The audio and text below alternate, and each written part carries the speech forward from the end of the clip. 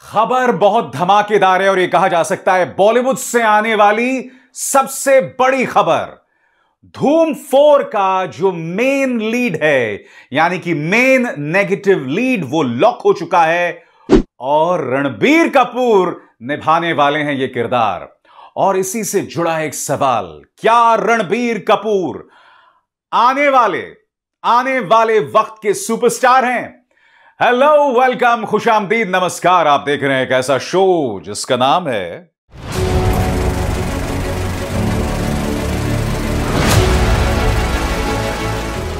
फिल्मी बातें विद अभिसार।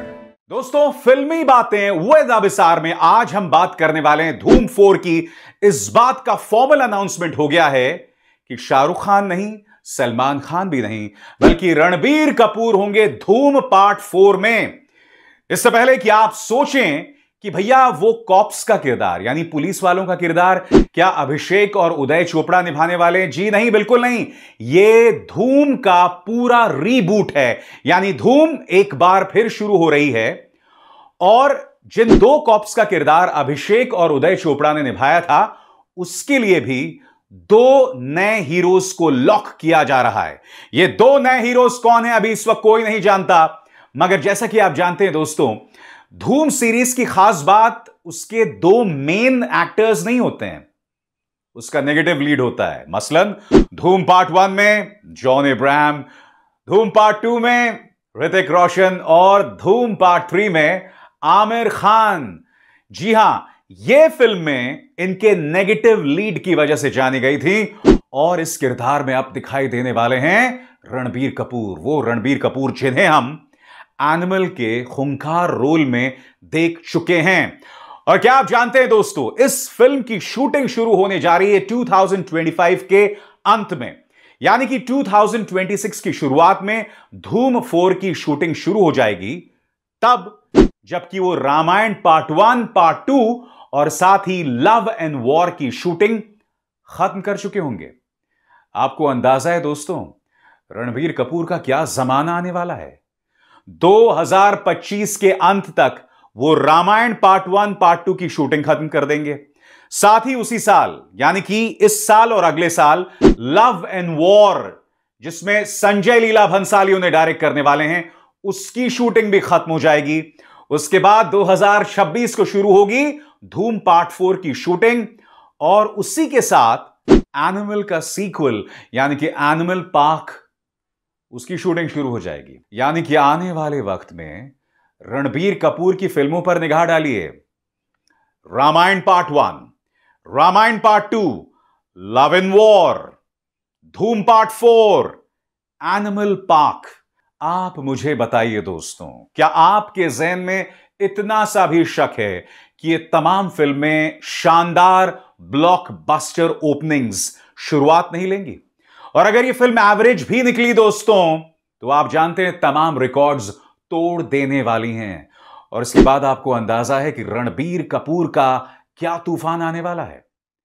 दोस्तों, अगर इस वक्त बात करें, इस वक्त हिंदी फिल्म इंडस्ट्री में से सिर्फ दो लोग, और मैं साउथ की बात नहीं कर रहा हूं, सिर्फ दो लोग शानदार ओपनिंग्स दे सकते हैं, किंग खान और रणबीर कपूर। यकीनन सलमान खान भी इस किरदार में है, इस लिस्ट में है। मगर आप जानते हैं कि भाई की पिछली कुछ फिल्में बॉक्स ऑफिस पर ज्यादा कमाल नहीं कर रही हैं। यानी कि शाहरुख खान के बाद सुपरस्टार का ताज कोई पहन सकता है तो वो one and only Ranbir Kapoor हैं। क्योंकि देखिए, रणबीर कपूर की खास बात क्या है, वो दिखते अच्छा हैं, बेहतरीन एक्टर हैं, उनकी फिल्में अच्छा कर रही हैं, बेहतरीन डांस भी करते हैं। ये सारी क्वालिटीज उनमें रही हैं, और ऊपर से अब उनकी फिल्में भी शानदार बिजनेस कर रही हैं। आप इस इंसान का रेंज देखिए दोस्तों, ऐसा रेंज शायद ही आपको फिल्म इंडस्ट्री में किसी का दिखाई देगा। बर्फी देखिए, बर्फी में वो किस तरह का किरदार निभाते हैं। रॉकेट सिंह देखिए, उसके बाद एनिमल आई। आप मुझे बताइए, बर्फी का किरदार और एनिमल का किरदार, इन दोनों में कोई लिंक नहीं है, एब्सोल्युटली कोई लिंक नहीं है। और इस तरह का रेंज अगर आप इतिहास में जाएं तो आपको अमिताभ बच्चन में दिखाई देगा, दिलीप कुमार में दिखाई देगा, शाहरुख खान में दिखाई देगा। क्योंकि अगर आप शाहरुख खान को भी देखें, एक तरफ कभी हां कभी ना, माय नेम इज खान, दूसरी तरफ डर, बाजीगर, अंजाम, रेंज देखिए साहब, उसी तरह का रेंज दिखाई देता है the one and only Ranbir Kapoor में। शानदार तूफान आने वाला है दोस्तों, बॉलीवुड हिल जाएगा। हां, अगर ये फिल्में नहीं चली, जिसकी कोई गुंजाइश नहीं दिखाई देती, क्योंकि देखिए रामायण की बात करें तो रामायण को कौन डायरेक्ट कर रहा है? नितेश तिवारी, जिन्होंने दंगल डायरेक्ट की थी। यानी कि वो इस फिल्म पर अच्छी खासी मेहनत कर रहे हैं। और ये ना भूलें, इस फिल्म में सिर्फ रणबीर कपूर नहीं है, रावण के किरदार में द वन एंड ओनली यश हैं।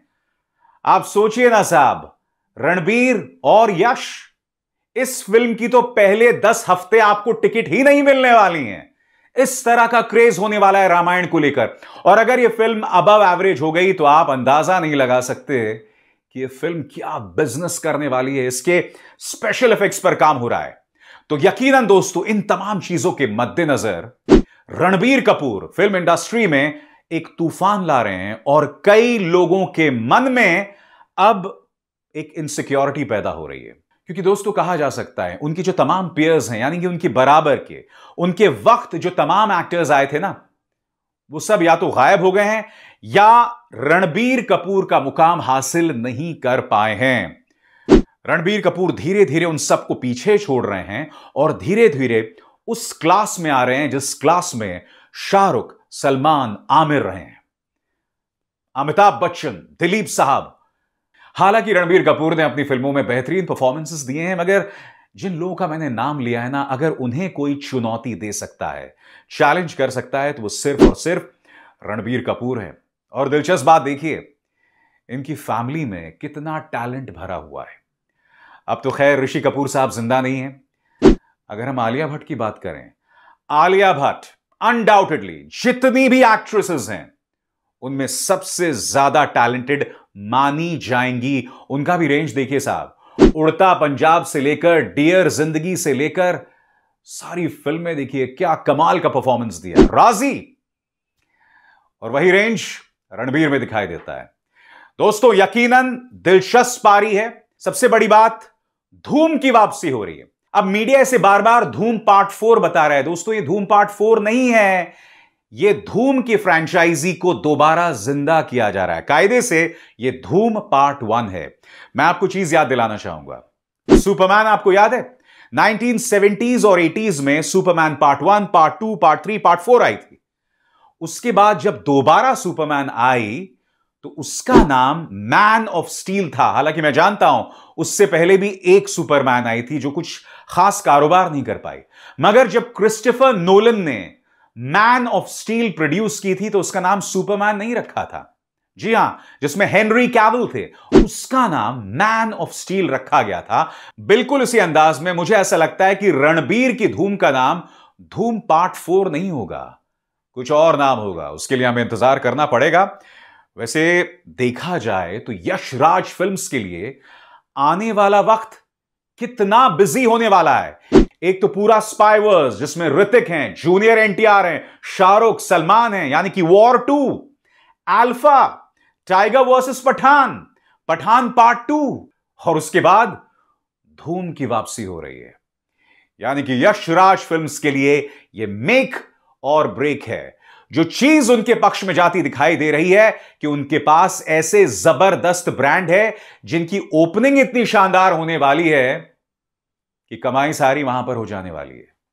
मगर हम उम्मीद करते हैं कि हमें बेहतरीन फिल्में मिलेंगी और ब्रांड के नाम पर, यानी धूम ब्रांड के नाम पर या स्पाई वर्स के ब्रांड के नाम पर जनता के साथ, व्यूअर्स के साथ, दर्शकों के साथ नाइंसाफी नहीं होगी। अभिसार शर्मा को दीजिए इजाजत। नमस्कार।